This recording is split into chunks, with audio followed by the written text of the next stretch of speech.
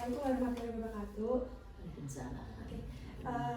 Pertama-tama maaf ya Bu buat ngerepotinnya. Terima kasih sudah meluangkan waktu untuk saya bisa wawancara ya Bu ya. Oke, pertama-tama mungkin ibunya bisa perkenalan dulu. Nanti baru saya. Terima kasih atas kehadiran adik-adik yang dari UMM, yang mana alhamdulillah anak saya juga keluaran dari UMM juga.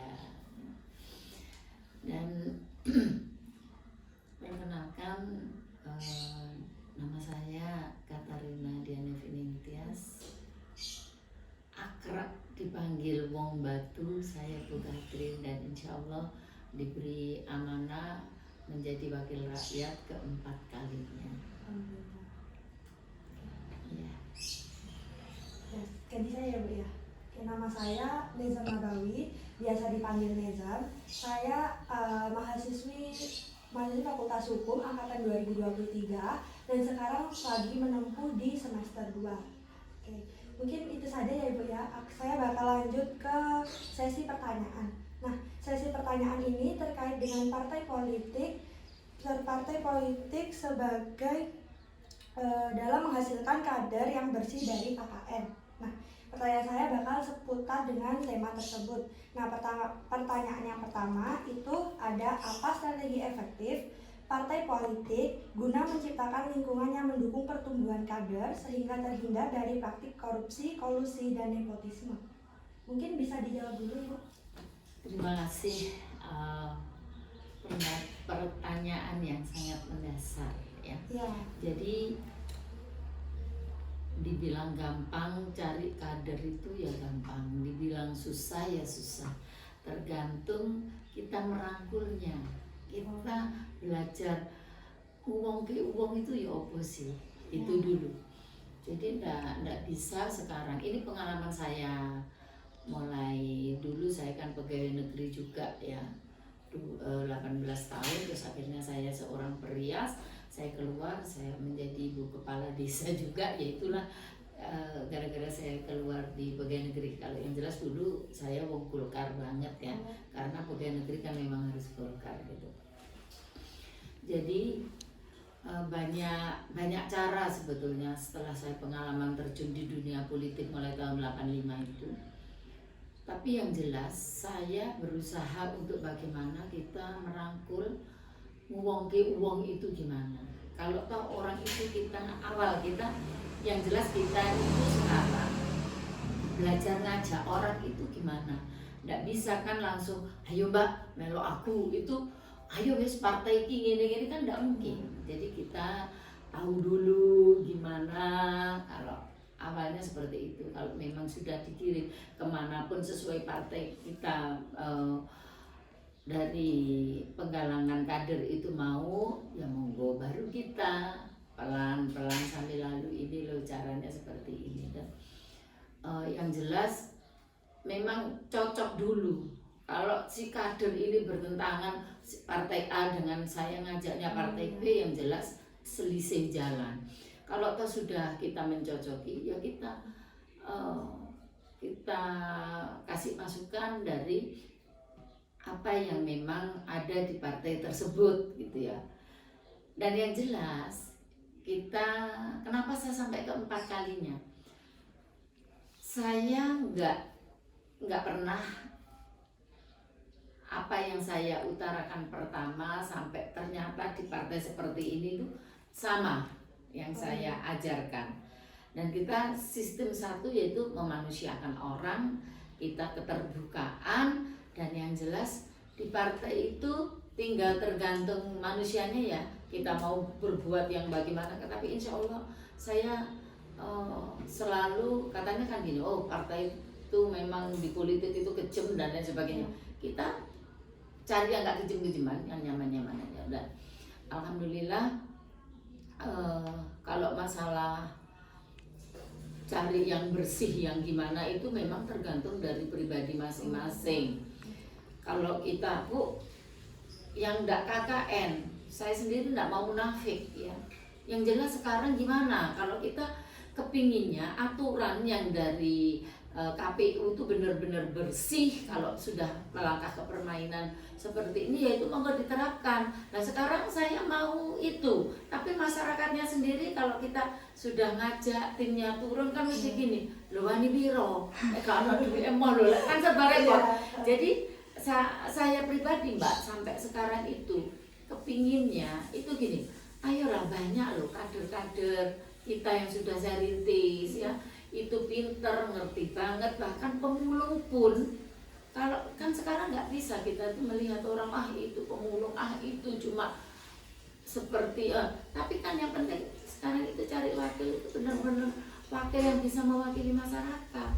Ya kalau ditekan yang wani biro gitu kan akhirnya masyarakat sendiri ya mohon maaf nggak bisa milih yang benar-benar sesuai dari dirinya sendiri kan seperti itu. Berarti ini ya Bu ya, sebenarnya tuh kayak gitu kita cari ini ya Bu, cari yang sefrekuensi dan kalau sepaham gitu ya Bu ya. Dan Ya. itu kalau misalnya udah masuk di partai itu sebenarnya tergantung kitanya. Kalau misalnya dari partai sudah mengarahkannya ke jalan yang baik, kalau kitanya nyaranin sendiri berarti Tergantung manusianya. Iya, tergantung manusianya. Ya. Terima kasih Bu. Lanjut yang kedua ya Bu ya. Bagaimana partai politik dapat memastikan bahwa seleksi dan pelatihan kader itu tidak rentan terhadap praktik KKN? Jadi sudah saya sebutkan bahwasanya kalau kita mengkaderkan itu kan harus memahami benar Ya. dari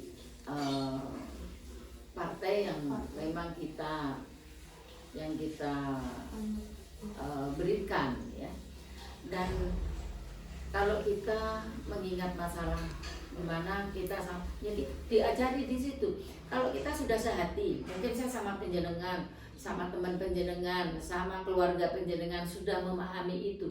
Insya Allah kader-kader yang seperti itu paham, wis nggak muni wani biro gitu. Tapi karena kita itu mengajak orang dan nggak mungkin toh orang yang sehati sama kita, walaupun sehati itu aja kalau sudah berdemokrasi seperti ini sudah wani biro itulah yang sekarang kadang kita itu ndak mempunyai wakil yang benar-benar.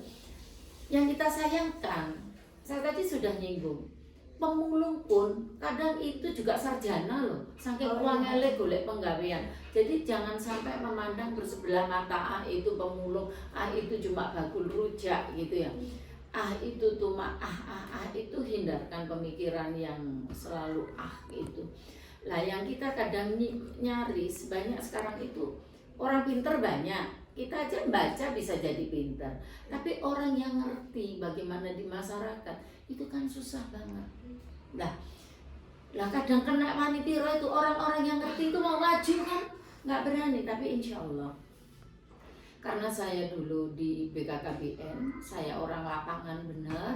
Jadi walaupun wani biro, karena tadi saya sudah nyinggung, kita tidak munafik, gitu ya. Kita nggak sebersih, lah nggak ada uang juga nggak laku, gitu kan. Yang nggak tahu itu ngopi bareng atau apa. Tapi uang sedikit itulah saya sampai ke 4 kalinya. Kalau saya harus berlebih, yang harus 300, 400, 500 terus apa? Terus di dewan itu ngapa? Apalagi saya tidak pernah permainan macam-macam gitu ya. Saya kepinginnya benar-benar menjadi wakil rakyat dan alhamdulillah saya merintis dengan saya mendirikan sebuah tarian rakyat yaitu tarian Sandu itu. Ya sampai sekarang itu benar-benar membantu saya. 20 tahun saya membentuk sebuah tarian rakyat sampai 7.148 personel sampai detik ini. Di Batu juga Bu? Di Batu. Saya sebagai ketua umum juga, ketua umum tarian rakyat yang saya olah sendiri. Berarti kayak gitu ini ya Bu ya, bukan hanya dari DPR-nya aja, tapi masyarakat tuh harus juga serasi gitu ya Bu. Jadi kalau misalnya pengen mewujudkan suatu tujuan yang konkret dan bisa untuk bersama itu nggak harus DPR-nya doang gitu ya Bu ya. Jadi kan gini, kita ketemulah sama petani cabai, sama lagi. Ya kita ngomongnya ke cabai dulu. Gimana Pak, cabainya bagus loh, ini obatnya opo yo, terus bla bla bla nyambung, cocok dengan kita baru gitu. Dan hari itu juga cocok kan belum tentu, Iya, kita harus membutuhkan proses. waktu. Kalau katanya memang sudah akrab, kok rasanya ada titik temu dari hati ke hati ini baru.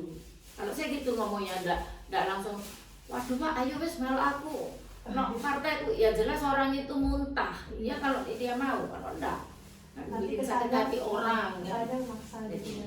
Jalinlah rasa kekeluargaan dulu, jalinlah persahabatan, pertemanan, atau gimana orang itu cocok dengan kita, itu yang memang harus kita harus pelajari dulu, itu nggak langsung to the point, orangnya nanti malah nggak pas. Paksa. Oke, ini yang pertanyaan terakhir ya Bu ya. Kalau misalnya terjadi KKN, itu sejauh mana partai politik itu bertanggung jawab atas tindakan korupsi yang dilakukan oleh kadernya? Jadi di semua partai itu memang mulai dari tatipnya, aturan-aturan itu kan tidak sama ya. Iya. Dari PDI gimana, dari PAN gimana, dari Gerindra dan lain sebagainya. Tapi yang kita tahu masalah KKN itu, yang dimaksud KKN itu KKN yang bagaimana dulu, gitu kan? Iya. Kalau seandainya saya tadi sudah nerangkan masalah seandainya ada korupsi dan lain sebagainya, itu kan memang ada tindakan tersendiri. Kan di partai itu ada uang banpol itu yang mana itu memang harus dikelola dan kembali lagi ke urusan partai sama masyarakat gitu, untuk bagaimana menjaring sampai dari kader-kader kita itu sampai nggak perotol, itu kan dari uang banpol itu ya. Itu uang banpol kalau seandainya bisa dikorupsi atau bendaharanya sendiri main dengan ketuanya, itu memang ada anunya sendiri kan. Istilahnya sudah ada peringatan-peringatan tersendiri. Tapi kalau di dalam partai, kalau sampai korup di dunia seperti saya dewan, saya korup di ini, ada tindakan khusus nanti. Tinggal korupnya itu korup yang bagaimana. Tapi kalau untuk kita berdemokrasi politik kayak pilekan kemarin, kan itu hampir semua. Ya. Makanya saya kepingin adik-adik generasi penerus ini, ayolah kokohkan hukum kita itu benar-benar hukum yang kuat ya. Jangan sampai aturannya nggak boleh nyebarkan uang, tapi kalau nggak ketemu dibiarkan. Kalau ketemu baru. Maksudnya gini, ya kalau nggak boleh itu ya wis tetap nggak boleh gitu. Jadi masyarakat itu benar-benar memilih wakil yang sangat luar biasa, yang pengertian sendiri untuk masyarakat ke depan. Itu yang saya sendiri sampai keempat kalinya ini masih gimana sih aturan ini, aturan memang masih lemah banget. Dan negara kita kan Anda sendiri tahu persis gimana hukum kita itu. Masih banyak orang yang kayak nggak sadar ya Bu ya kan. Iya. Kayak misalnya pas ini lampu merah gitu, ada rambu-rambu gitu, mereka tetap merobos, itu kan sebenarnya Itu ya, kan tergantung manusianya iya. kan. Nah, Balik lagi. iya. Berarti ini tadi kalau misalnya sebagai penanganan dari partainya sendiri itu sebenarnya udah ada kayak kayak misalnya hukuman gitu lah Bu, kayak Jadi di partai itu sudah ada ini, seandainya saya melanggar dalam hal ini, itu nanti tindakannya dari DPP, DPD seperti ini, itu sudah ada semua. udah. Berarti kayak gitu, misalnya ada kayak gitu tuh pas awal masuk atau Ya menjelang kita menjadi kader gitu kan, ada pertemuan-pertemuan sama ranting, ya sama beberapa pimpinan atau pengurus yang ada dari tingkat desa, kecamatan maupun tingkat kota sendiri gitu kan. Jadi di situ sudah ada. Oke, Bu, mungkin bisa dicukupkan ya Bu ya. Terima kasih atas kesempatannya Ibu, dan mohon maaf apabila saya ada salah kata, dan juga semoga hubungan saya dan Ibu bisa terjalin silaturahminya terus gitu ya Bu ya. Mohon maaf. Sama-sama. Mohon maaf kalau ada salah kata. Sama-sama. Ya. Saya sendiri mengalami itu seperti panjenengan. Jadi monggo nanti tidak harus kita sharing itu tidak hanya sampai di sini, karena di Dewan itu kantor itu adalah rumah rakyat juga. Monggo adik-adik, saya pun juga perlu saya sharing ke panjenengan. Jadi saya pun juga mohon maaf kalau apapun yang saya jelaskan ini nanti kurang, monggo nanti baik pun aja bisa. Kalau saya nyaman-nyaman aja, nggak ada saklek-saklekan, karena saya merasa saya jadi sampai kesekian kali ini juga dipilih masyarakat. Jadi saya tidak pernah yang namanya diwawancara itu mempersulit, saya tidak pernah. Dan mungkin itu yang bisa saya sampaikan. Monggo nanti sharing-sharing lagi dari saya. Salam hormat khususnya untuk ke keluarga maupun dari dosen-dosen adik-adik sekalian. Terima kasih. Terima kasih Bu. Assalamualaikum. Waalaikumsalam.